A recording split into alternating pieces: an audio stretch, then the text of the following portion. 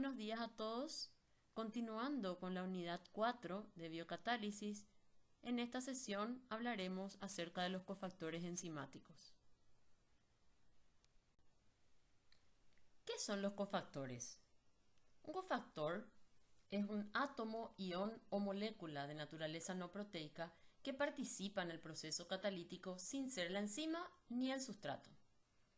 En general, los cofactores son especies de pequeño tamaño con relación a la enzima. Recuerden que la enzima es una macromolécula, una proteína. El cofactor generalmente es una especie pequeña, puede ser un átomo libre, un ion o bien una molécula orgánica que se une a la molécula de enzima, por lo general en el sitio catalítico, y participa de la catálisis.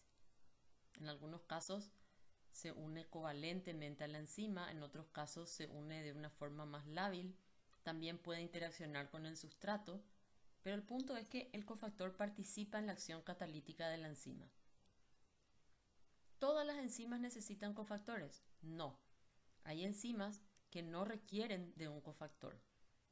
En ese caso, la catálisis es llevada a cabo por los propios grupos R de los aminoácidos que están presentes en el sitio catalítico. ¿Cuál es la ventaja de usar cofactores? Es decir, ¿por qué algunas enzimas necesitan cofactores? Los cofactores le confieren a la enzima atributos especiales y esenciales para la acción catalítica. Es decir, algunas reacciones requieren de ciertos grupos o especies químicas que no podemos encontrar en el grupo R de ningún aminoácido. Por tanto, tiene que ser otra molécula la que aporte ese grupo. En ese caso sería el cofactor. Ahora, hay muchas reacciones que pueden ser llevadas a cabo por los diferentes grupos R de aminoácidos. Recuerden que hay aminoácidos que tienen grupos R de carácter básico, otros de carácter ácido, grupos R de aminoácidos que tienen carácter nucleófilo, ¿verdad? Esos son los que generalmente se encuentran en el sitio catalítico y participan de la catálisis. Ahora, en algunos casos, ninguno de esos grupos R es capaz de llevar a cabo la reacción, por tanto la enzima requiere de un cofactor. Otra ventaja muy importante del uso de cofactores es que estos pueden modificarse durante la catálisis y ser fácilmente reemplazados o reciclados, evitando con ello la modificación química de la proteína, de la enzima, y la necesidad, por ende, de sintetizar una nueva molécula de enzima. Es decir, si en una reacción, por ejemplo, una reacción de oxidación, para que el sustrato se oxide, algo debe reducirse, ¿verdad? Entonces, en vez de que ese algo sea un aminoácido de la enzima, es mejor que sea el cofactor, ya que el cofactor es una molécula, una especie pequeña, fácilmente removible, reciclable. Entonces, es más fácil reponer el cofactor que tratar de regenerar a la enzima. En realidad, requeriría la síntesis de una nueva molécula de enzima. Entonces, en gran medida, esa es la ventaja de usar cofactores. Los cofactores enzimáticos pueden clasificarse en base a diferentes criterios. Hablemos un poquito de cuáles son los tipos de cofactores según su naturaleza química. Tenemos básicamente dos tipos de cofactores. En primer lugar, los cofactores metálicos. Estos son metales de transición, generalmente son iones de metales de transición, que poseen orbitales de vacíos o semillenos. Como ustedes saben, los elementos de transición tienen esta característica, ¿verdad? Presentan orbitales de vacío o semillenos, lo cual les permite fijarse al centro activo de la enzima mediante enlaces de coordinación con átomos de nitrógeno de los aminoácidos del sitio activo de la enzima. Por ejemplo, en muchos casos estos cofactores metálicos se unen al nitrógeno del anillo imidazólico de la histidina, por ejemplo, porque puede alojar pares de electrones. Esto por un lado, ¿verdad? Es lo que le permite unirse. Ahora, ¿qué propiedad le confiere un ion metálico al sitio catalítico de una enzima? Recordemos que son iones metálicos y estos iones tienen una carga positiva. Y esta carga positiva, además, es independiente del pH. No es como la carga positiva de de la arginina o la lisina que se puede perder si el pH cambia. No. En el caso de los iones metálicos es una carga positiva que no depende del pH. Y esta carga positiva les confiere un fuerte carácter electrófilo, importante para muchas reacciones. Vamos a ver más adelante por qué es importante este carácter electrófilo de los cofactores metálicos. Aproximadamente un tercio de todas las enzimas requiere de iones metálicos. Los que más frecuentemente vemos como cofactores enzimáticos son el ion cúprico, el ion férrico, el ion zinc. Otro grupo de cofactores muy importante son las coenzimas, las llamadas coenzimas. ¿Qué son las coenzimas? Son en realidad cofactores, pero de carácter de naturaleza orgánica, son moléculas orgánicas, cuya estructura en muchos casos deriva de vitaminas. Es decir, muchos cofactores en realidad tienen origen vitamínico. También podemos decir lo contrario. Muchas de lo que nosotros conocemos como vitaminas en realidad son importantes justamente porque actúan como coenzimas, cofactores enzimáticos. Estas coenzimas tienen la característica de que en todos los casos sufren algún cambio estructural durante la catálisis. En algunos casos este cambio estructural es permanente y en otros casos es temporal.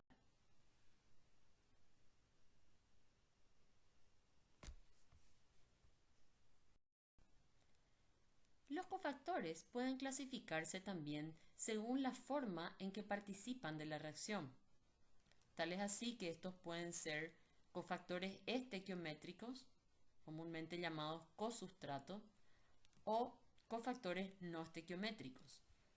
Los cofactores estequiométricos, llamados cosustratos, son aquellos que se modifican durante la reacción, es decir, se consumen, y por tanto requieren de otra enzima para volver a su estado original.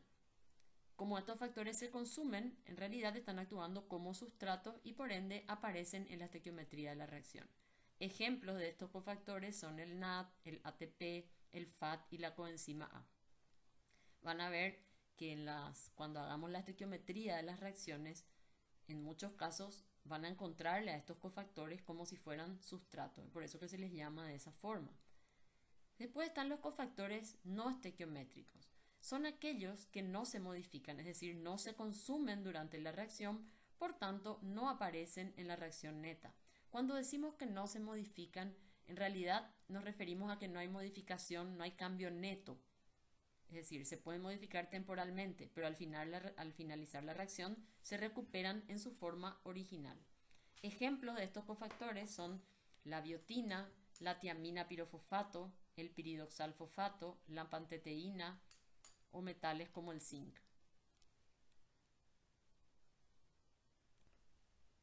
Los cofactores deben unirse a la enzima para ejercer su acción en la catálisis. Ahora, no todos lo hacen de la misma manera. Hay cofactores que se unen a la enzima solo temporalmente y por uniones débiles, y hay otros que permanecen fuertemente unidos a la enzima. Entonces, basados en este criterio, podemos clasificar a los cofactores en cofactores difusibles, que son aquellos que se encuentran en disolución y se unen solo débilmente a la enzima durante la reacción y luego se desprenden de ella. Entre estos cofactores tenemos al NADPH, ascorbato, ATP y coenzima A. Y por otra parte, los cofactores unidos fuertemente a la enzima. Estos, por lo general, son no difusibles y actúan unidos fuertemente a la enzima, en la mayoría de los casos por unión covalente. En este grupo tenemos a la biotina, al FAT y a la lipoamida. Ahora que ya comprendemos el concepto de cofactores y los hemos clasificado, pasaremos a mencionar los cofactores más importantes de los dos grandes grupos que hemos definido. En primer lugar, los cofactores metálicos y posteriormente de los cofactores de naturaleza orgánica o coenzimas. En relación a los cofactores metálicos, como ya habíamos mencionado, estos en general derivan de iones de metales de transición, que tienen la peculiar característica de presentar orbitales de vacíos o semillenos. Estos orbitales de vacíos le permiten alojar pares de electrones de grupos R de algunos residuos de aminoácidos de la proteína, lo cual les permite fijarse a la enzima con la cual va a actuar.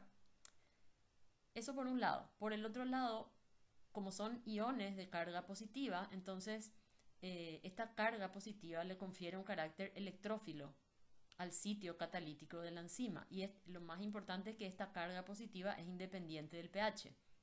No como los grupos R de aminoácidos, lisina y arginina, por ejemplo, que pueden tener carga positiva, pero esa carga se puede perder si el pH sube, etc. En el caso de los iones metálicos, tienen una carga positiva independiente del pH.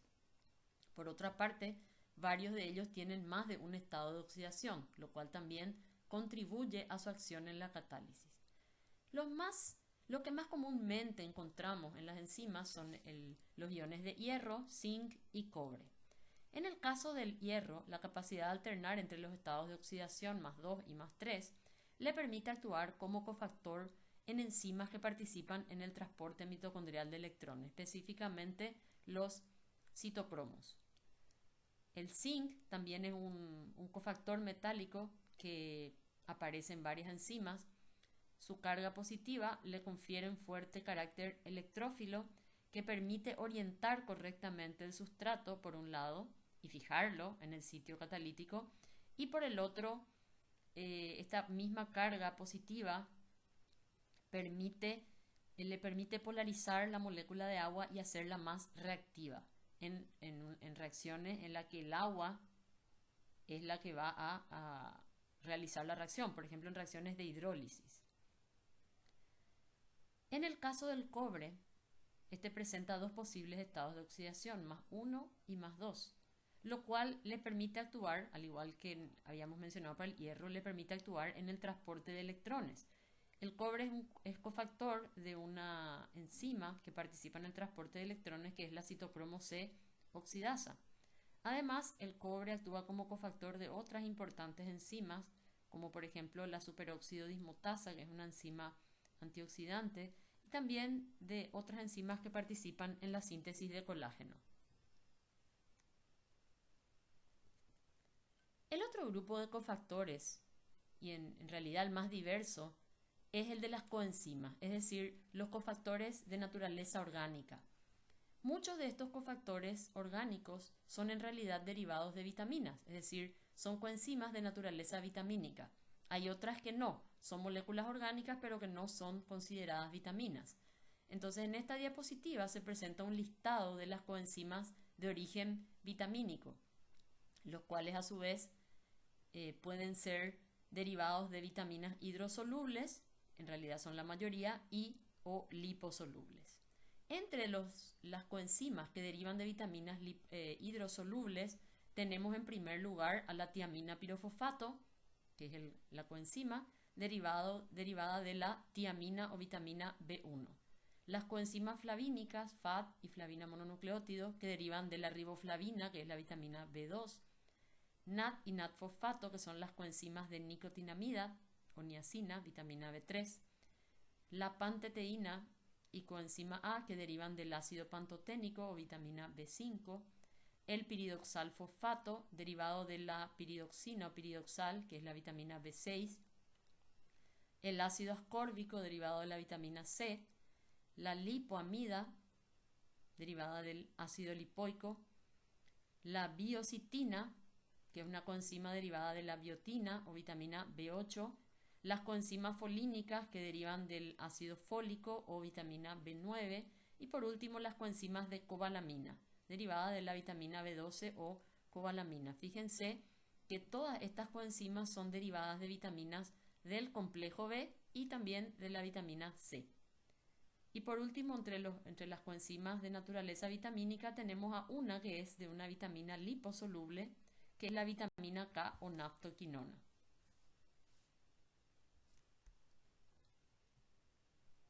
Aquí tenemos una lista de las coenzimas de naturaleza no vitamínica, entre las cuales podemos listar el hemo, que está presente en hemoenzimas y citocromos. Aquí se menciona dónde están o qué reacción catalizan. Los complejos sulfoférricos, que forman parte de las proteínas ferredoxina. Las quinonas, que forman parte del sistema de transporte de electrones mitocondrial y también de la fotosíntesis en vegetales. El glutatión, que es un cofactor redox, transportador de aminoácidos. El ATP, que participa en la transferencia de fosfato y o energía.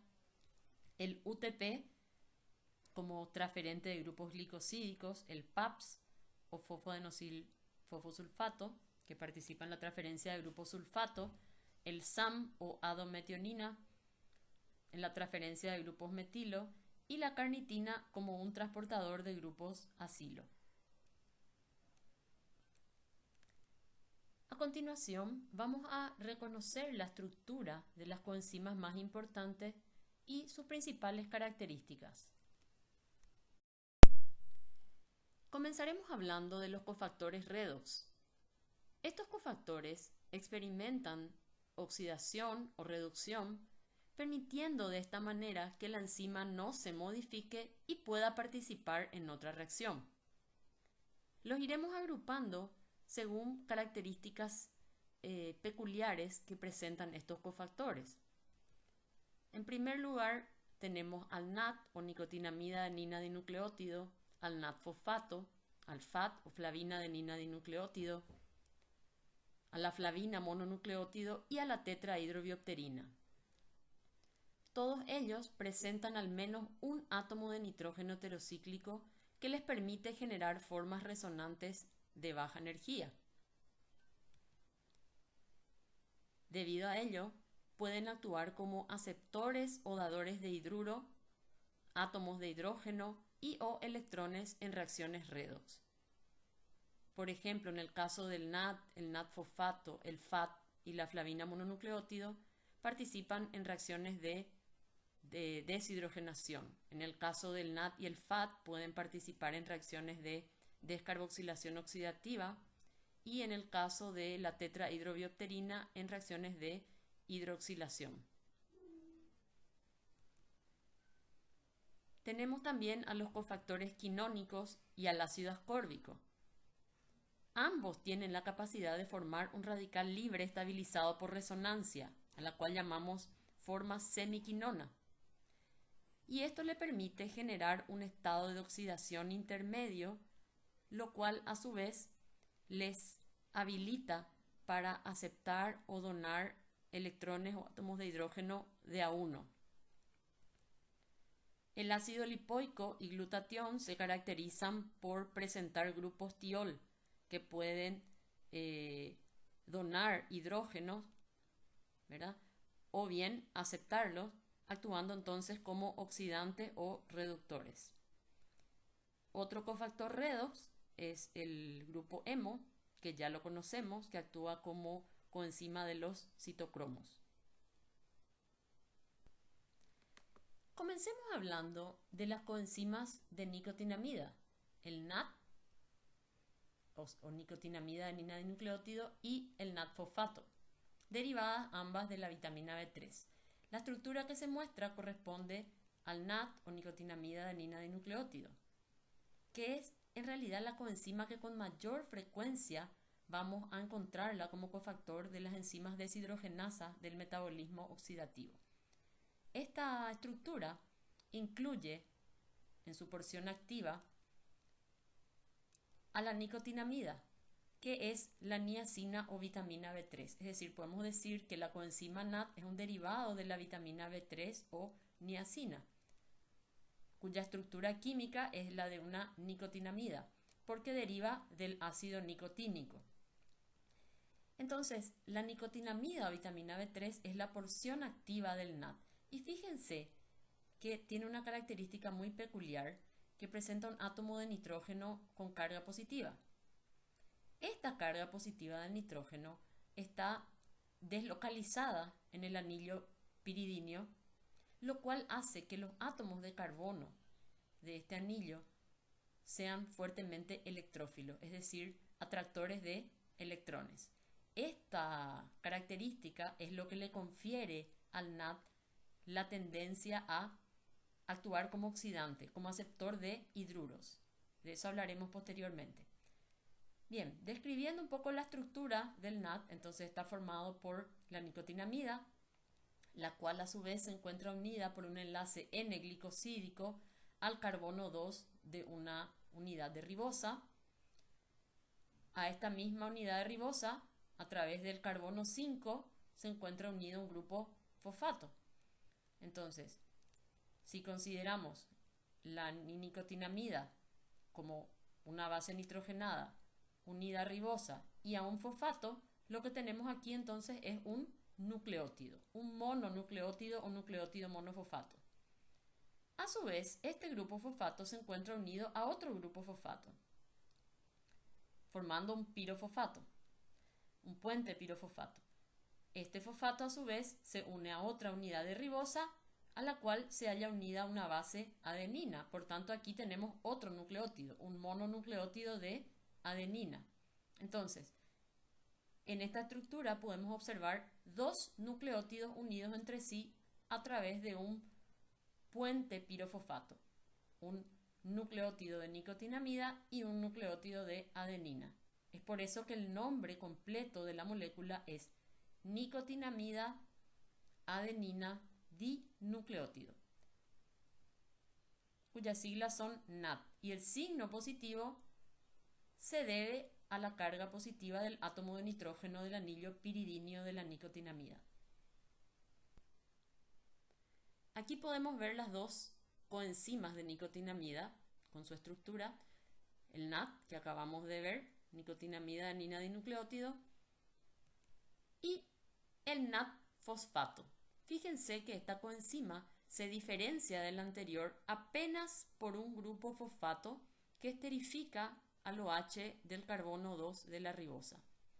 Si bien presentan una estructura muy similar, esta pequeña diferencia determina que estas dos coenzimas tengan un rol bastante diferente en el metabolismo. En realidad, el NAD actúa como coenzima en la gran mayoría de las reacciones de deshidrogenación del metabolismo oxidativo y una vez que se reduce entrega sus electrones a la cadena transportadora de electrones, mientras que el NAD fosfato es cofactor de unas pocas deshidrogenasas y en forma reducida actúa como cofactor en las reacciones biosintéticas del anabolismo.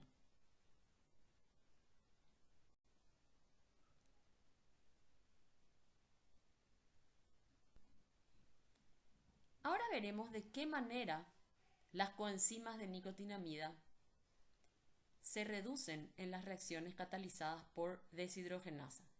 Aquí podemos ver la porción nicotinamida del NAD.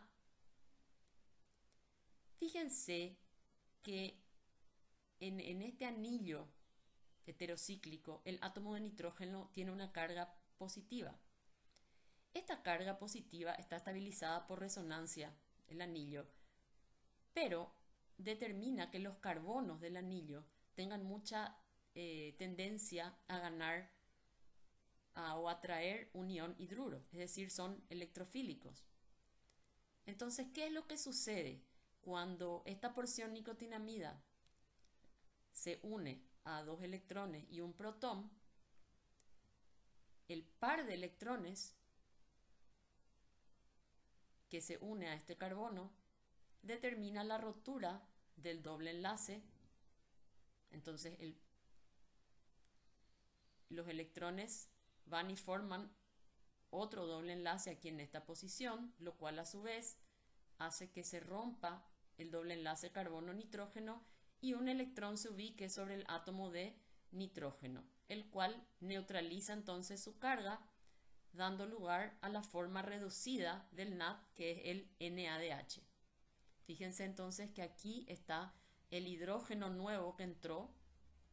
Este hidrógeno entró con un par de electrones. Un electrón se quedó aquí y el otro fue a parar sobre el átomo de nitrógeno que neutralizó su carga positiva. Entonces, esto es lo que sucede en todas las reacciones en las cuales participa el NAD como cofactor oxidante. Lo que difiere entre una reacción y otra es el origen de los electrones y el protón que reducen al NAD. Podemos decir que el NAD gana 2 electrones y un protón, o bien que gana un ion hidruro. Da lo mismo. Aquí tenemos un ejemplo de una reacción catalizada por el NAD. En realidad es un ejemplo genérico, ¿verdad? Habíamos dicho que el NAD actúa como cofactor oxidante en reacciones que implican fenómenos redox. En la mayoría de los casos, estas son reacciones de deshidrogenación. También participan reacciones de descarboxilación oxidativa o desaminación oxidativa. El ejemplo que se muestra es una reacción de deshidrogenación de un alcohol. Fíjense que este es un alcohol, que tiene un grupo OH, ¿sí? Entonces, este hidrógeno que está en rojo va a ir a parar al NAD en forma de ion hidruro. Aquí tenemos al NAD oxidado, fíjense, con su nitrógeno cargado positivamente. Ahora, en realidad, esta reacción se está mostrando en el contexto ya de la enzima. Para que este alcohol pueda donar el ion hidruro, debe perder antes un protón.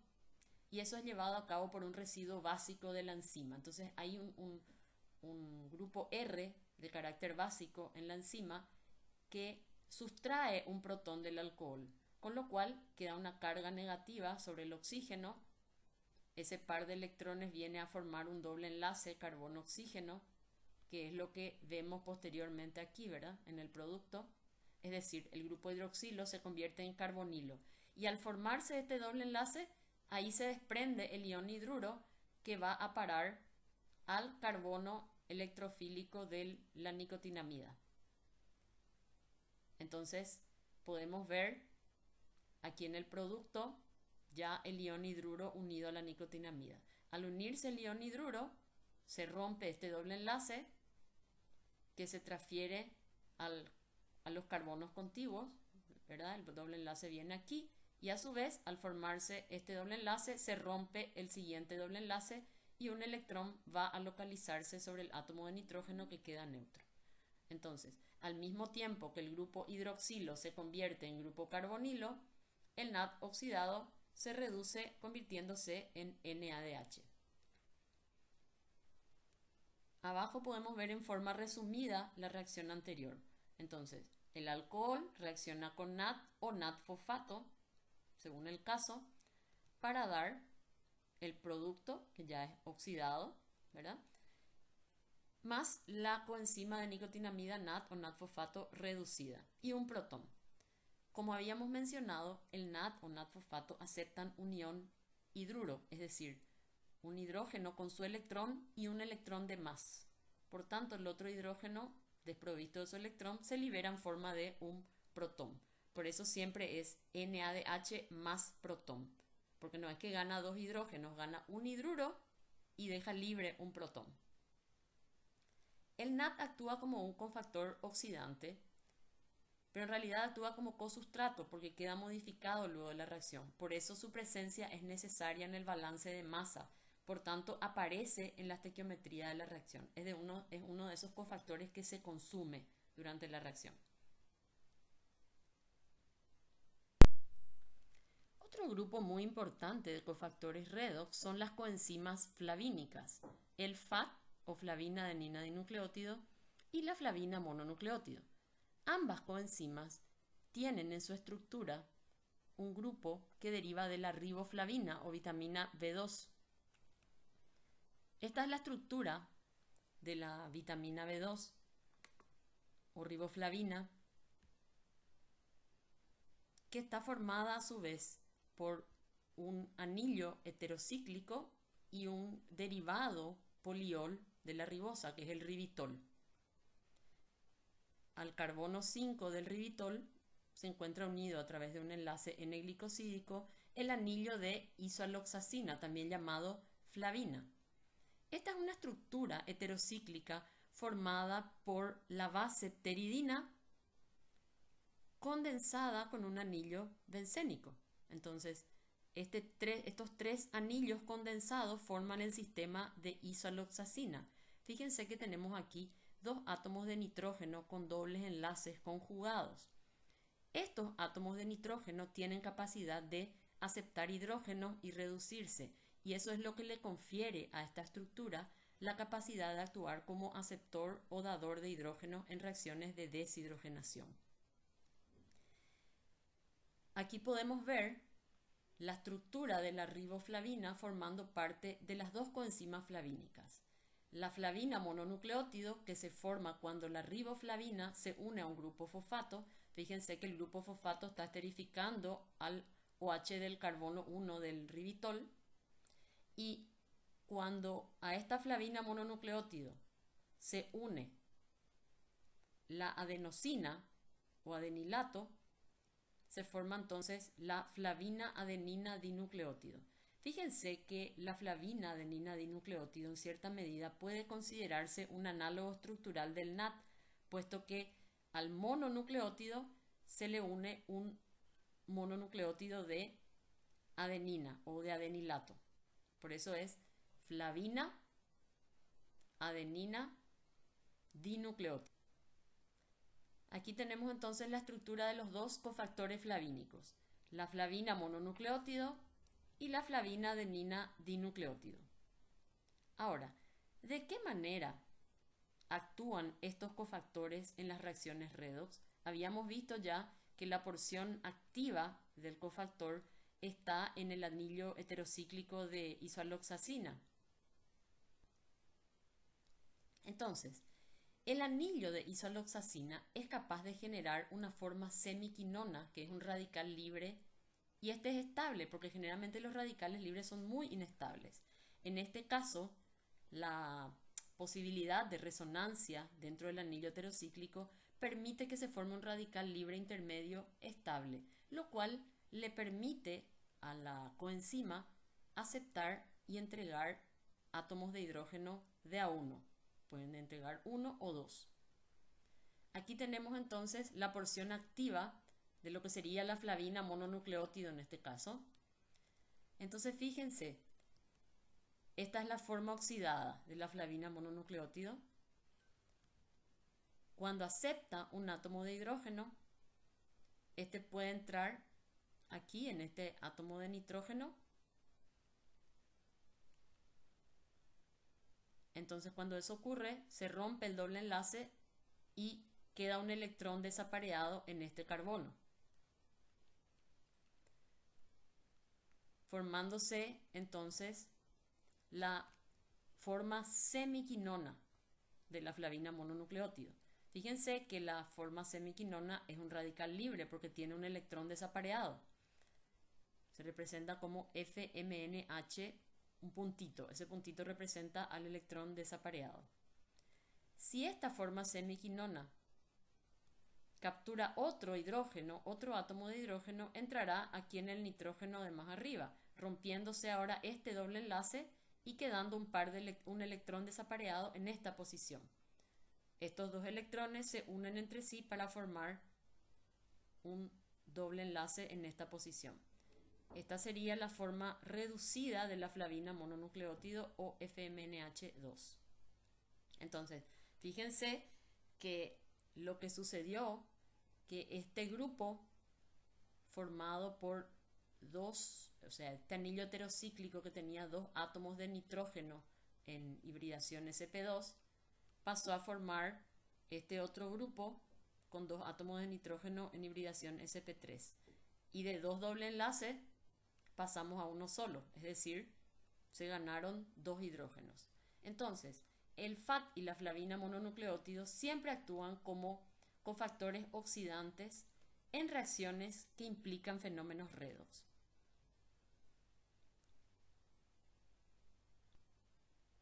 Aquí podemos ver una típica reacción de deshidrogenación en la que participa el cofactor FAT o FAD. Es la deshidrogenación del succinato por la flavoproteína succinato deshidrogenasa.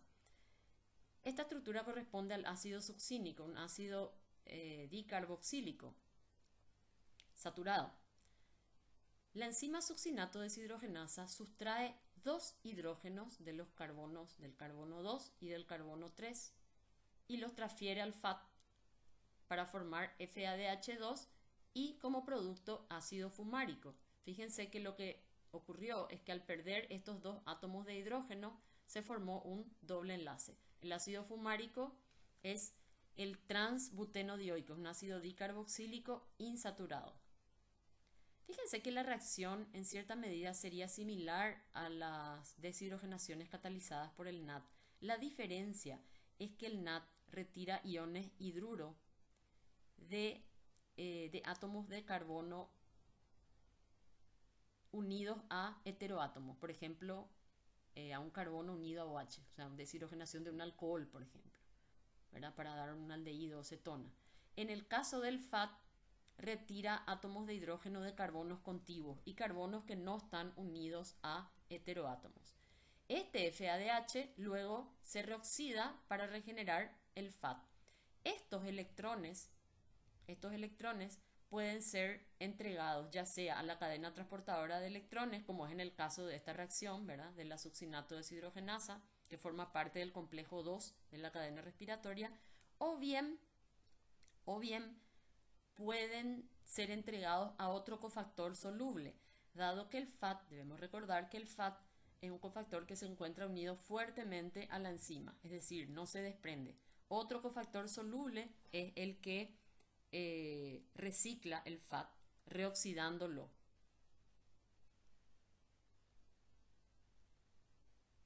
Pasemos ahora a otro cofactor muy importante, que es la tetrahidrobiopterina.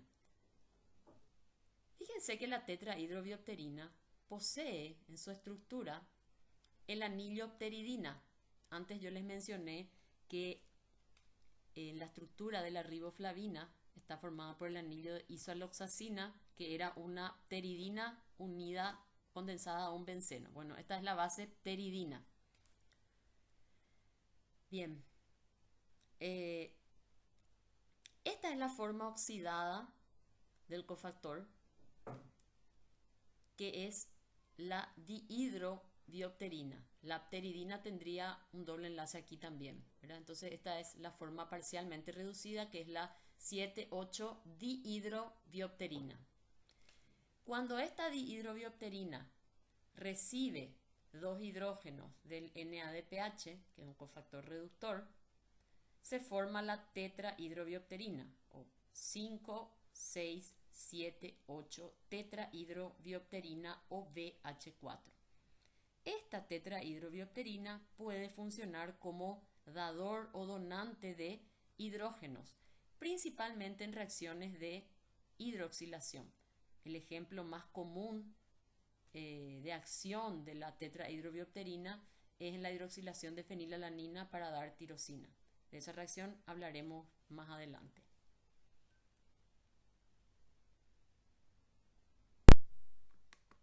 Otro grupo importante de cofactores son los cofactores quinónicos. Los cofactores quinónicos se denominan así porque presentan en su estructura un grupo quinona que deriva de la oxidación de compuestos difenólicos. Una quinona consiste en una estructura de diona cíclica totalmente conjugada. Estos dobles enlaces de los grupos carbonilo están conjugados con los dobles enlaces del anillo, es decir, esta es una estructura que presenta el fenómeno de resonancia. Estas dionas pueden aceptar dos átomos de hidrógeno para convertirse en hidroquinona, es decir, la 1,4-benzoquinona al reducirse se convierte en 1,4-dihidroxibenceno o hidroquinona. Durante esta reacción hay una molécula reducida o un sustrato reducido que se oxida donando un par de hidrógenos.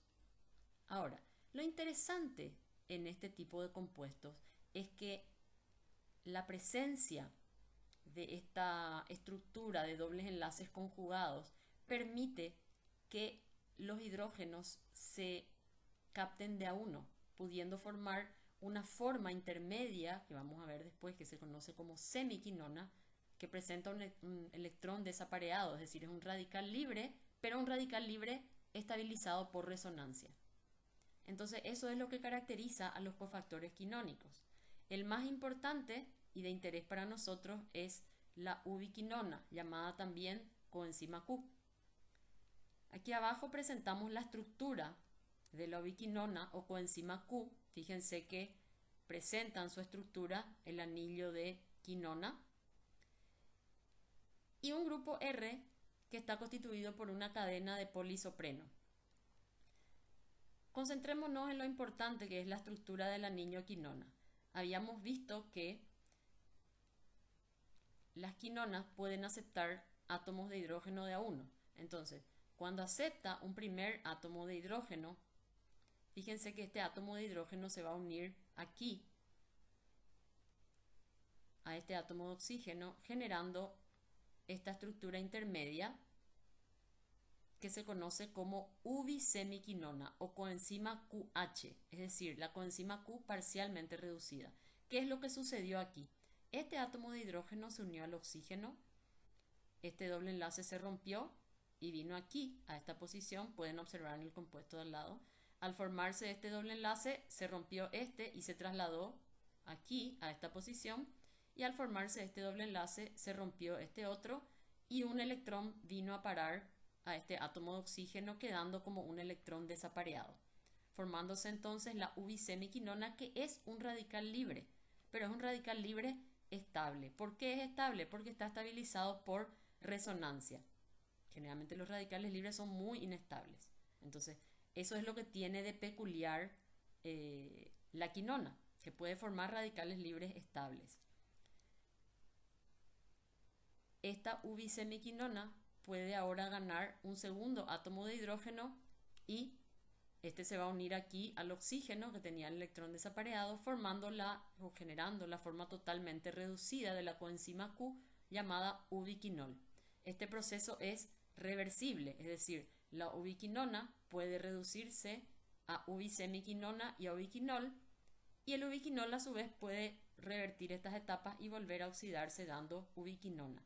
Esto es lo que le permite a la coenzima Q participar en el transporte de hidrógenos y electrones en la cadena transportadora de electrones. Otro cofactor redox importante es el ácido ascórbico, más conocido como vitamina C. El ácido ascórbico tiene una estructura de lactona, acuérdense que las lactonas son ésteres intramoleculares, con dos grupos OH unidos a carbonos unidos entre sí por un doble enlace. Esta estructura característica del ácido ascórbico puede fácilmente oxidarse, ¿sí?, transfiriendo dos átomos de hidrógeno a un sustrato que se reduce, formando el ácido dehidroascórbico. Fíjense aquí que los dos grupos alcohol o hidroxilo se convierten a grupos carbonilo. Sería algo más o menos opuesto a lo que veíamos cuando se reducía la quinona a hidroquinona. Por eso agrupamos a estos cofactores, porque presentan cierta similitud en la forma que reaccionan. Ahora, por lo general, las quinonas son activas en su forma oxidada, por tanto actúan como oxidantes, reciben electrones, mientras que el ácido ascórbico en general actúa en su forma reducida, es decir, es un donador de hidrógeno, generando la forma oxidada o ácido dehidroascórbico. Es un cofactor soluble y actúa generalmente como agente reductor. De esta reacción, o sea, esta reacción explica la función antioxidante de la vitamina C. Todos le conocemos a la vitamina C como un potente antioxidante, ¿verdad? Entonces, esta es la reacción que explica el poder antioxidante de la vitamina C. Además, al igual que decíamos en el caso de las quinonas, la vitamina C puede donar también un hidrógeno generando un radical libre estable. De hecho, eso es lo que caracteriza a los compuestos antioxidantes.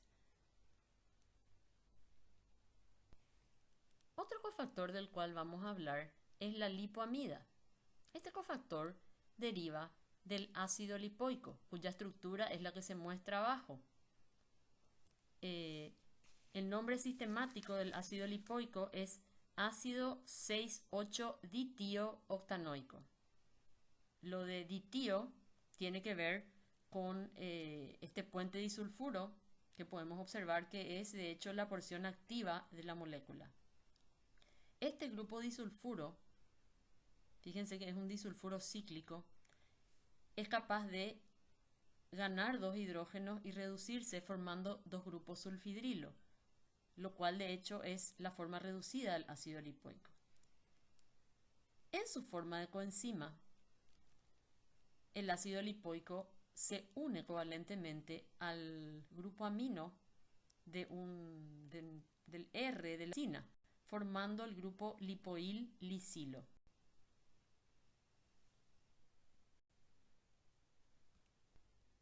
Aquí podemos ver al ácido lipoico unido a través de su grupo carboxilo al R-amino de una lisina. Esto es parte de la enzima, ¿verdad? Formando un enlace amida. Por eso, en su forma de coenzima, el ácido lipoico está como lipoamida. Bien, fíjense que esta lipoamida funciona como un brazo que se puede mover, que puede oscilar de un lado a otro de la enzima. Cuando conozcan las reacciones en las que participa la lipoamida, van a ver que es muy importante esa movilidad que presenta el brazo de lipoamida.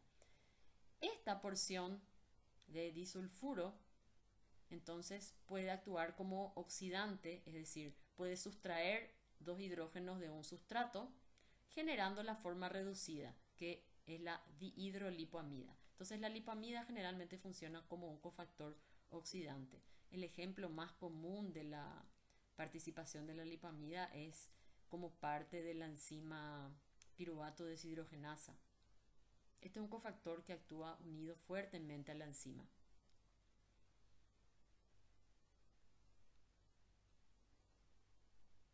Otro cofactor tiólico es el glutatión. Ya habíamos hablado antes del glutatión cuando estudiamos a los oligopéptidos. Es gamma-glutamil, cisteinil, glicina. La porción activa del glutatión como cofactor es este grupo sulfidrilo, que puede actuar como reductor, es decir, como donante de hidrógenos. Entonces es un cofactor soluble y actúa siempre como agente reductor, y debido a ello también el glutatión se considera como un importante antioxidante, ¿sí? Nos protege de especies reactivas de oxígeno y radicales libres. Aquí podemos ver la estructura del glutatión. Dos moléculas de glutatión pueden actuar frente a una especie oxidante, como por ejemplo el oxígeno, un átomo de oxígeno. Entonces, cada molécula de glutatión dona un átomo de hidrógeno más un oxígeno, forma una molécula de agua y se forma el diglutatión o disulfuro de glutatión, que es el glutatión oxidado. Fíjense que el glutatión reducido se le representa como GSH y al diglutatión, que es el glutatión oxidado, GSSG. Aquí podemos ver en forma genérica cómo actúa el glutatión en una reacción. Dos moléculas de glutatión más un sustrato oxidado me da el disulfuro de glutatión más el producto reducido.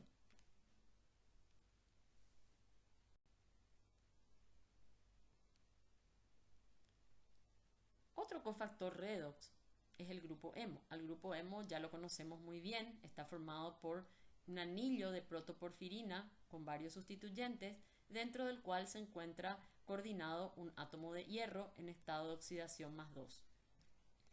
Como coenzima, es el cofactor de un grupo muy importante de enzimas que participan en la cadena transportadora de electrones, que son los citocromos.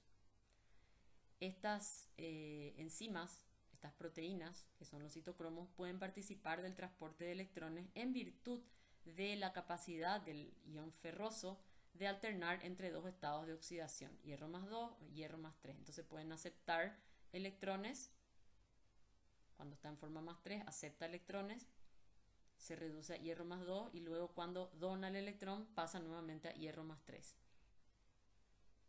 Entonces la porción activa del grupo hemo es el átomo de hierro central.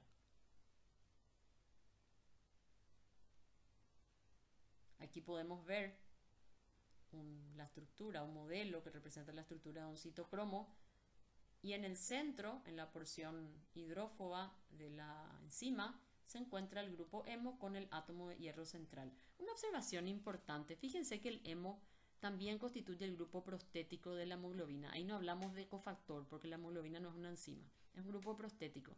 Y en ambos casos el hierro es el sitio, digamos, activo o fundamental para la acción de la proteína. En el caso de la hemoglobina es para fijar el oxígeno. En el caso de los citocromos es para el transporte de electrones. Ahora, hay una gran diferencia que es importante que la tengan en cuenta.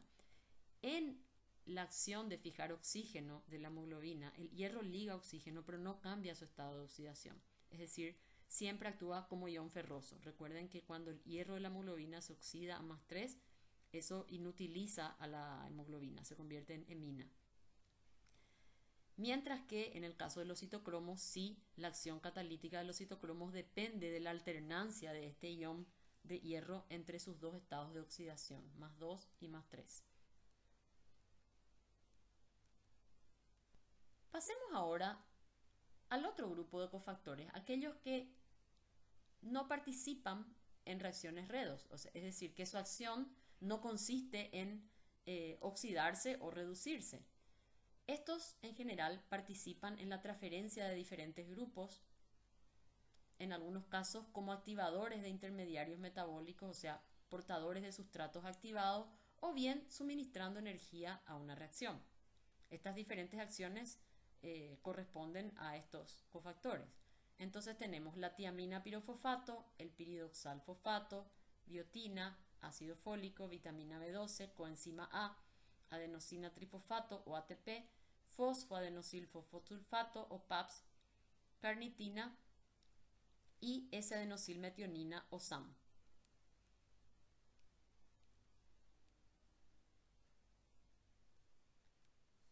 Comencemos hablando de la tiamina pirofosfato, cuyas siglas son TPP. La tiamina pirofosfato es una coenzima derivada de la tiamina o vitamina B1. Si nos fijamos en la estructura de la coenzima y de la vitamina de la cual procede, podemos verificar que la tiamina pirofosfato se forma cuando el OH de la tiamina reacciona con pirofosfato para dar la coenzima activa que es el TPP. La estructura de esta coenzima se caracteriza por la presencia de dos anillos.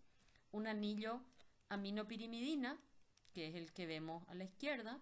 Si ustedes se fijan, tiene la característica de una base pirimidínica. Y otro anillo tiazol, al cual se une mediante un puente metileno. Este anillo tiazol, fíjense que se parece mucho al imidazol de la histidina. La única diferencia es que un nitrógeno está reemplazado por azufre. De ahí viene el nombre tiazol. Este anillo tiene la peculiaridad de que porta una carga positiva sobre el átomo de nitrógeno. Como esta carga puede estar deslocalizada, cuando se rompe el doble enlace carbono-nitrógeno, el par de electrones neutraliza la carga del nitrógeno, quedando una carga positiva sobre el átomo de carbono que está señalado, el átomo de carbono que está entre el nitrógeno y el azufre. Se forma entonces un carbocatión en el anillo tiazol. Y esto hace a este grupo particularmente reactivo y muy electrofílico.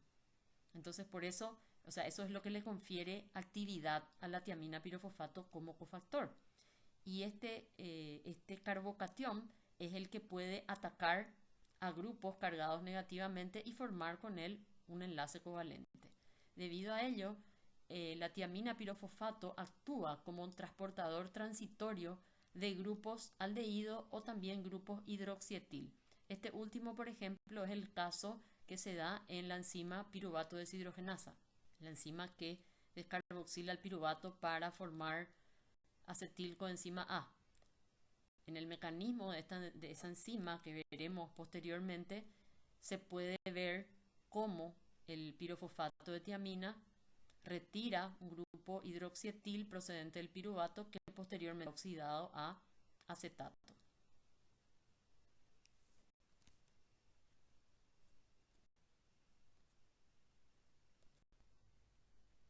Otro cofactor muy importante es el piridoxal fosfato derivado de la piridoxina o vitamina B6.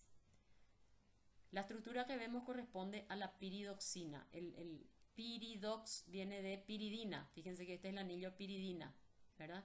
Solo que aparte tiene sustituyentes, ¿verdad? Hidroxilo y metilo. Entonces, esta es la piridoxina. Cuando este carbono que vemos aquí se oxida, se forma el piridoxal, el carbono 4' de la piridoxina. Bien, esta es la forma, digamos, activa de la vitamina, el piridoxal. Y para formar la coenzima, este piridoxal debe esterificarse con un grupo fosfato. En realidad es el carbono 5 del piridoxal, 5' del piridoxal, el que esterifica con un fosfato para formar el 5' piridoxal fosfato, cuyas siglas son PLP. Entonces esta es la coenzima activa, el piridoxal fosfato o PLP. Bien, este cofactor participa en realidad en varias reacciones y justamente lo llamativo de este cofactor es que participa en reacciones bastante diversas, entre las cuales las más conocidas son las transaminaciones. Este es el cofactor de las enzimas transaminasas, las que convierten aminoácidos en cetoácidos y viceversa. Entonces, en realidad, el piridoxal fosfato actúa como un transferente de grupos amino, ¿sí? Para ello, el piridoxal fosfato debe reaccionar con un grupo amino y convertirse en piridoxamina fosfato. Entonces, el piridoxal fosfato al reaccionar con un grupo amino se convierte en 5' piridoxamina fosfato o PMP. Cuando el cofactor se encuentra en esta forma, piridoxamina fosfato, puede transferir el grupo amino. Entonces, en general lo que ocurre en estas enzimas transaminasas es que el piridoxal fosfato recibe o sustrae el grupo amino de un aminoácido convirtiéndose en piridoxamina fosfato. Ese aminoácido queda convertido en cetoácido. Posteriormente, la piridoxamina fosfato reacciona con un cetoácido convirtiéndolo en aminoácido. Entonces, actúa como un transferente de grupos amino, siendo cofactor de las transaminasas o aminotransferasas. Otro cofactor muy importante es la biotina. Esta es la estructura de la biotina, que está conformada por un anillo ureido imidazolínico. Se llama ureido porque fíjense que esta es la estructura de la urea. De hecho, esta es la porción activa del cofactor. Bueno, esta en realidad es la vitamina. Entonces, el anillo ureido imidazolínico condensado con un anillo tetrahidrotiofeno, ¿sí? El tiofeno tiene dos dobles enlaces aquí, entonces por eso este es el tetrahidrotiofeno. Entonces son dos anillos condensados unidos a una cadena de ácido valérico. El ácido valérico es un ácido carboxílico de 5 carbonos. Entonces aquí tenemos la estructura de la biotina o vitamina B8 y esta es una de las coenzimas que actúa fuertemente unida a la enzima. El grupo carboxilo del ácido valérico se va a unir a un residuo de lisina de la enzima. Aquí se muestra la porción activa de la biotina, que es uno de los átomos de nitrógeno. Bien, como decíamos entonces, la biotina se une covalentemente a un residuo de lisina de la enzima formando la biocitina o biotinilenzima. Aquí podemos ver entonces el grupo carboxilo unido al R-amino de la lisina formando un enlace amida. Entonces tenemos la estructura de la biotina, el grupo R de la lisina y esto es la proteína. Fíjense que la unión de la biotina a la enzima es análoga a la que veíamos con el ácido lipoico. Recuerdan que el ácido lipoico también, el grupo carboxilo, formaba un enlace amida con un grupo R-amino de la lisina. Bueno, de esa misma manera se une la biotina. Hasta ahora vimos 3 cofactores que actúan unidos fuertemente a la enzima. El FAT, flavina adenina de nucleótido, el ácido lipoico en forma de lipoamida y la biotina en forma de biocitina.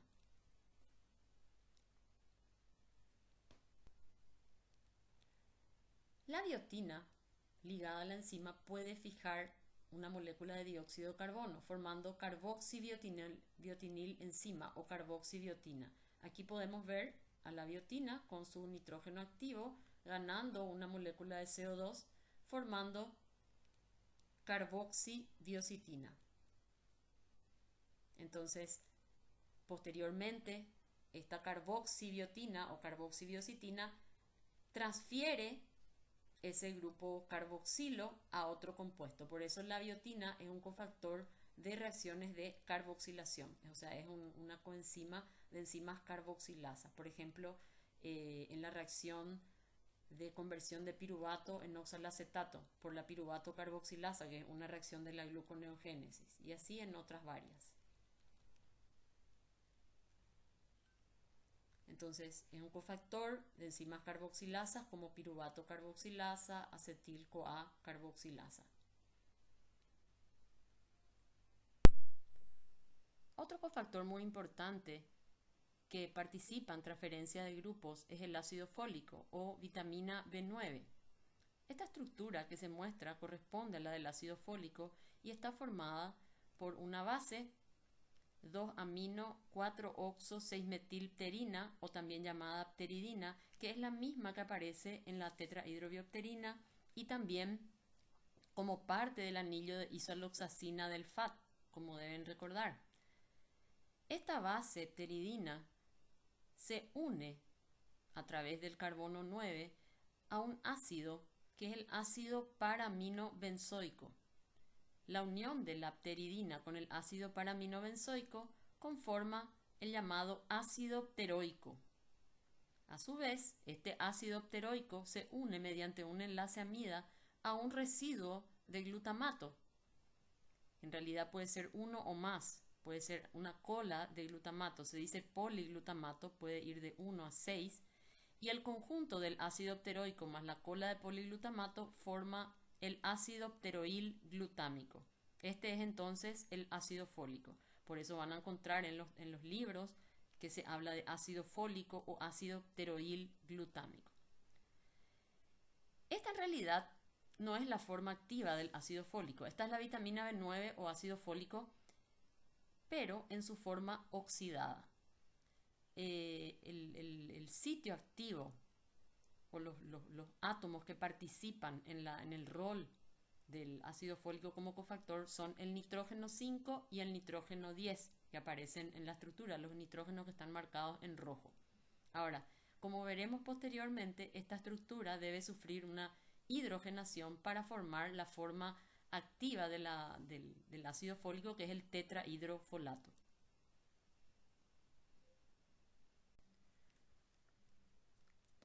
Esta figura representa la porción activa del ácido fólico. En realidad se muestra la base pteridina. Pueden ver ahí el nitrógeno 5, el carbono unido al metileno y al nitrógeno 10. Habíamos mencionado que los nitrógenos 5 y 10 constituyen la porción activa de la molécula y son los que van a fijarse a los grupos, ¿verdad? Bien, dijimos que esta es la forma oxidada del ácido fólico. Entonces, cuando el ácido fólico reacciona con un cofactor reductor como el NADPH, puede incorporar dos átomos de hidrógeno a la estructura, dando la forma parcialmente reducida, que es el 7,8-dihidrofolato o DHF. Fíjense que se incorporaron dos átomos de hidrógeno, uno al nitrógeno 8 y otro al carbono 7, como podemos observar en la figura. Ahora, ¿cómo ocurre esa transferencia de hidrógeno? Veamos el mecanismo. En primer lugar, un hidruro del NADPH ataca al nitrógeno 8, lo cual lleva a la rotura del doble enlace entre el nitrógeno y el carbono, quedando el par de electrones alojados sobre el carbono 7. Ahora el carbono 7, que ha quedado con carga negativa, captura al protón libre, terminando en la estructura que vemos en la segunda figura, ¿sí? Ahí podemos observar entonces los dos átomos de hidrógeno que fueron incorporados. El primero ingresó en forma de ion hidruro, se unió al nitrógeno 8 y el segundo ya fue captado en forma de protón por el carbono 7. Esta reacción está catalizada por una enzima que se llama folato reductasa. Ahora, esta es la forma parcialmente reducida del folato. Aún deben incorporarse otros dos hidrógenos para formar la estructura activa. Entonces, una segunda reacción de reducción, también dependiente de NADPH, genera la forma totalmente reducida y activa del folato, que es el tetrahidrofolato. Podemos ver aquí que se han incorporado otros dos átomos de hidrógeno, uno al nitrógeno 5 y el otro al carbono 6, los que se ven en azul en la figura. El mecanismo por el cual se incorporan estos hidrógenos es idéntico a la incorporación de los primeros dos hidrógenos.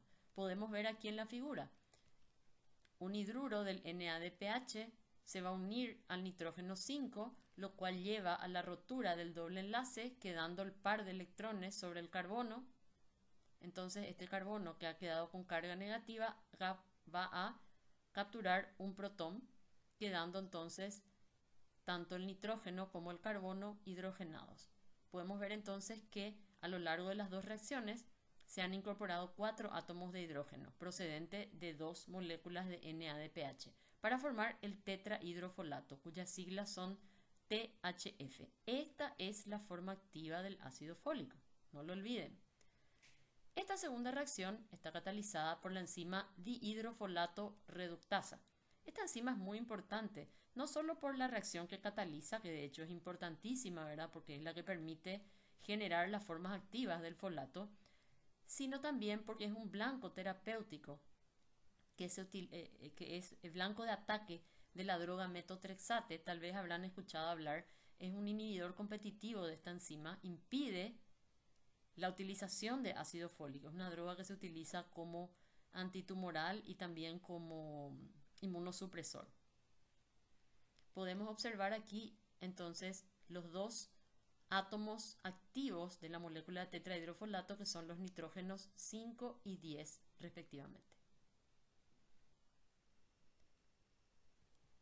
El tetrahidrofolato actúa como portador de grupos monocarbonados en diferentes estados de oxidación, excepto dióxido de carbono, es decir, puede transferir fragmentos monocarbonados en forma de metilo, de metileno, de metenilo, formimino, formilo. Es decir, que hay varias coenzimas de folato dependiendo de qué grupo se una a los nitrógenos 5 y 10. Veremos aquí dos ejemplos. El N10, formil tetrahidrofolato. Este es el grupo formil. Esta es la porción del... No se muestra toda la molécula, solamente la parte que se une, ¿verdad? Esta es una porción de la base pteridina y este sería el ácido paraminobenzoico. Nitrógeno 5, nitrógeno 10. Entonces tenemos N10, formil tetrahidrofolato. Al lado tenemos el N5, N10, metilén tetrahidrofolato. Este es el grupo metilén. Posteriormente, cuando lleguemos a metabolismo de aminoácidos, vamos a hablar con más detalle de las coenzimas de folato y cómo se interconvierten entre sí.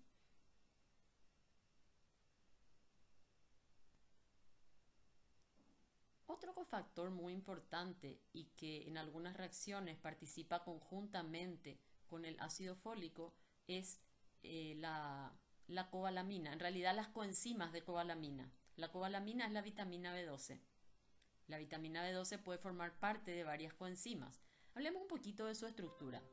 Como podemos ver, esto que vemos aquí probablemente les recuerde al anillo de protoporfirina del grupo hemo, ¿verdad? De hecho, es el mismo anillo con otros sustituyentes, como pueden observar, ¿verdad? Fíjense que también está formado por 4 anillos pirrólicos, solo que en lugar de tener hierro en el centro del anillo tetrapirrólico, tiene un ion cobalto. Entonces, el conjunto del anillo protoporfirina con el cobalto en el centro se denomina anillo corrina. Este ion cobalto es hexavalente, hexacoordinado, es decir, puede alojar 6 pares de electrones. 4 de esas valencias están ocupadas por los pares de electrones de los nitrógenos pirrólicos.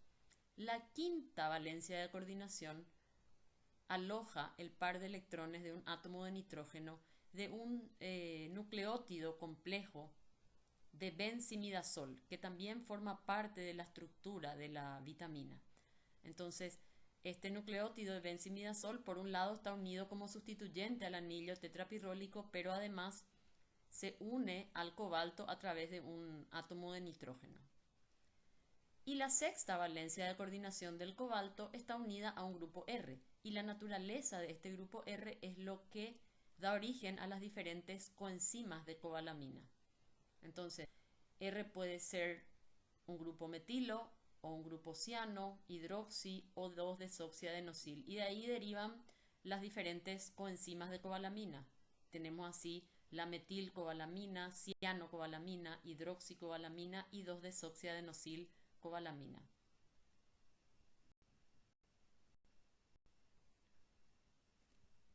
Juntamente con el ácido fólico, la vitamina B12 interviene en el transporte de grupos metilo. Habíamos mencionado que el ácido fólico participa en la transferencia de grupos monocarbonados en diferentes estados de oxidación, incluyendo al metilo.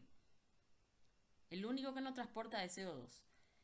La cobalamina también participa en la transferencia de grupos monocarbonados, pero exclusivamente de grupos metilo, es decir, su acción es más limitada. El ácido fólico es más versátil.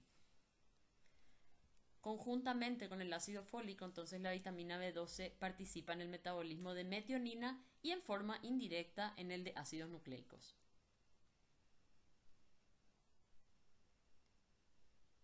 Tenemos también al ácido pantoténico, que es la vitamina B5. El ácido pantoténico forma parte de dos coenzimas muy importantes, la panteteína y la coenzima A. Está formado por la unión de beta-alanina, que es un beta-aminoácido. Fíjense que si este grupo amino estuviera aquí, sería la alanina normal, sería un aminoácido normal, pero en lugar de estar en el carbono alfa, está en el carbono beta, por eso es beta-alanina. Bueno, esta beta-alanina está unida mediante un enlace amida con un grupo ácido pantoico, que es el ácido 2,4-dihidroxi-3,3-dimetilbutírico. Entonces, la unión entre beta-alanina y ácido pantoico da el ácido pantoténico. Este ácido pantoténico, como decíamos, es precursor de dos coenzimas muy importantes, de la coenzima A, que le suelen ver como CoA, y del residuo de fosfopanteteína que forma parte del dominio ACP de la ácido graso sintasa. Es una enzima que participa en la síntesis de ácidos grasos, de la cual hablaremos posteriormente.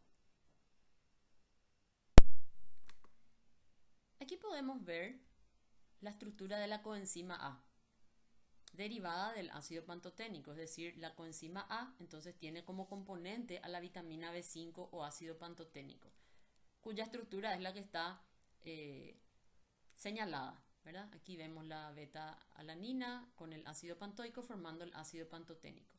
A su vez, el ácido pantoténico está formando un enlace amida con una porción de cisteamina, que es esto que está marcado en celeste.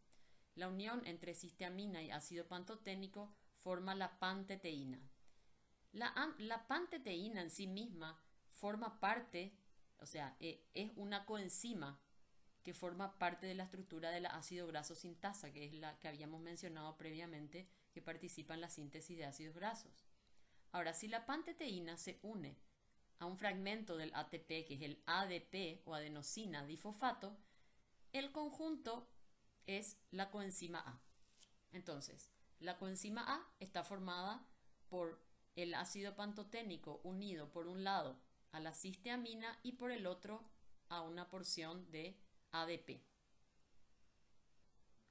Y aquí le tenemos a un cofactor muy conocido por ustedes y también súper importante, que es la adenosina trifosfato o ATP. Estoy segura de que ya lo conocen.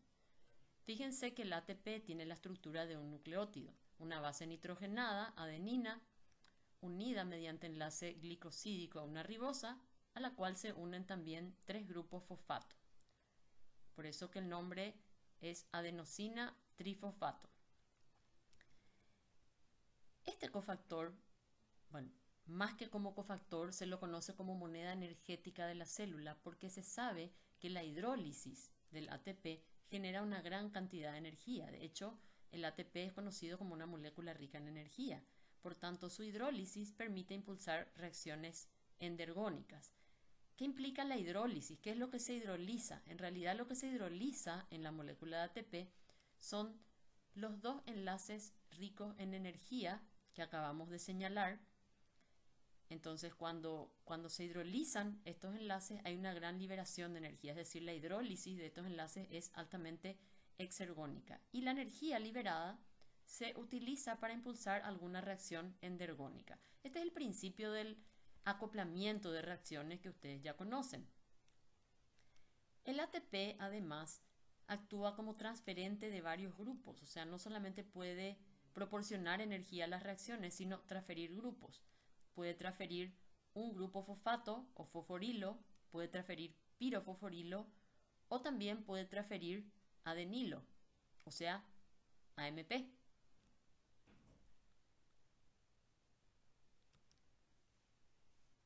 El ATP también participa en la síntesis de varios cofactores como NAD, NADP, FAT, coenzima A, etc. Se habrán dado cuenta, se habrán fijado de que todos estos cofactores que acabamos de mencionar tienen como parte de su estructura una porción procedente del ATP, es decir, que el ATP se utiliza para la síntesis de esos cofactores.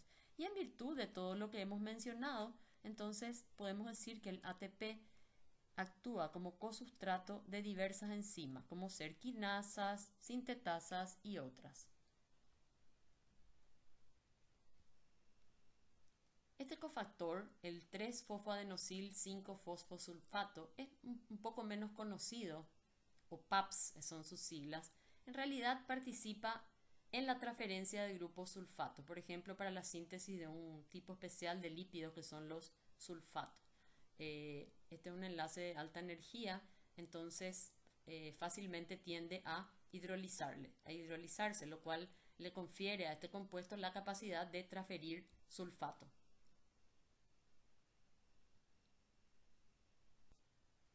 Nos queda hablar de 2 últimos cofactores. El que se muestra en la figura es la carnitina, cuyo nombre químico es 3-hidroxi-4-trimetilamino-butirato. Se conoce también como L-carnitina, debido a que es el estereoisómero L. Si se fijan en la estructura de la carnitina, es una amina cuaternaria, sintetizada en el hígado a partir de 2 aminoácidos esenciales, la lisina y la metionina. La porción más importante de este aminoácido modificado es el OH que presenta en la posición 3, que es capaz de esterificar con grupos acilo. De hecho, la carnitina se utiliza como transportador de ácidos grasos al interior de la mitocondria para que estos sean posteriormente oxidados por el mecanismo de beta oxidación. Entonces es un portador de ácidos grasos. Entonces recuerden, el OH de la carnitina se esterifica con los grupos acilo de los ácidos grasos. Otro cofactor, y el último del cual vamos a hablar, es el S-adenosilmetionina o SAM. También se le suele representar con las siglas ADOMET. Este cofactor se forma a partir de la metionina. Si ustedes se fijan del lado izquierdo, la estructura corresponde al aminoácido metionina. Por reacción entre la metionina y el ATP transfiere la porción adenosilo, es decir, la base adenina unida a la ribosa, que se va a unir al azufre de la metionina, quedando ahora este azufre con una carga positiva. Entonces, como este azufre tiene carga positiva porque está unido a 3 grupos, tiende a eliminar algo de la estructura, y ese algo es el grupo metilo, que es la porción activa del SAM. Es por eso que el SAM es un potente dador de grupos metilo y por ello participa en reacciones de metilación, es decir, en reacciones en las que se transfieren grupos metilo.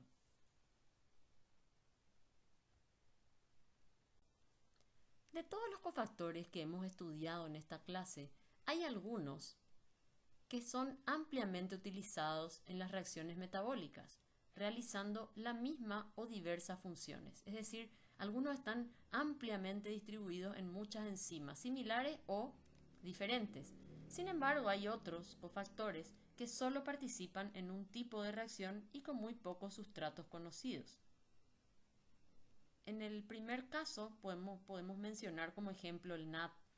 El NAD, nicotinamida adenina dinucleótido, actúa como un cofactor oxidante en diversas reacciones redox, principalmente en reacciones de deshidrogenación, pero no solamente, también actúa en reacciones de descarboxilación oxidativa y desaminación oxidativa. Es decir, es un factor ampliamente utilizado por las enzimas del metabolismo. Otro cofactor que se comporta de esta manera es el piridoxalfosfato. Actúa en una diversidad de procesos, pero además de manera diferente, en reacciones que parecieran no tener ninguna similitud entre sí.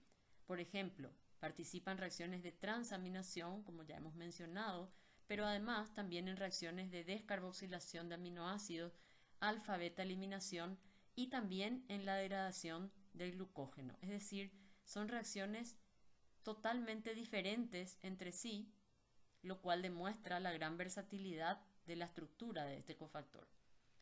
Entre los cofactores que están poco extendidos entre las enzimas del metabolismo, podemos mencionar, por ejemplo, a la biotina.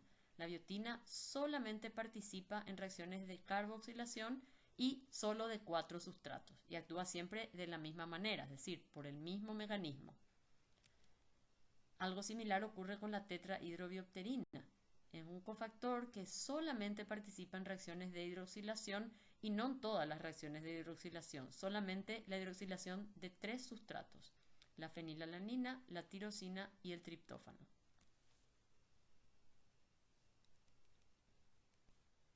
Y para finalizar, haremos una recapitulación de todos los cofactores que hemos estudiado en la clase de hoy, indicando el tipo de reacción en las que participan. Por ejemplo, tenemos reacciones de deshidrogenaciones y descarboxilación oxidativa en las cuales participan los cofactores NAD, NAD-fosfato, FAD y ácido lipoico. De hecho, por ejemplo, en la piruvato deshidrogenasa, todos los que se mencionan, excepto el NAD-fosfato, son cofactores de esta enzima. Después tenemos reacciones de hidroxilación. Los cofactores que participan en este tipo de reacciones son la tetrahidrobiopterina, el NADPH y el ácido ascórbico. Reacciones de reducción, NADPH y glutatión. Participan en transferencia de electrones, quinonas y grupo hemo. Carboxilaciones, biotina y naftoquinona, vitamina K. Reacciones en las que se transfieren grupos aldehído o hidroxietil, la tiamina pirofosfato. Reacciones de transferencia de grupos monocarbonados. Ahí le tenemos al tetrahidrofolato, el SAM, que en realidad solo transfiere metilo, y la cobalamina. De todos ellos, el más versátil es el tetrahidrofolato, que habíamos visto que puede transportar carbono en diversos estados de oxidación. Las transaminaciones, en las que participa el piridoxalfosfato, fosforilaciones, adenilaciones y varias síntesis, el ATP, sulfatación,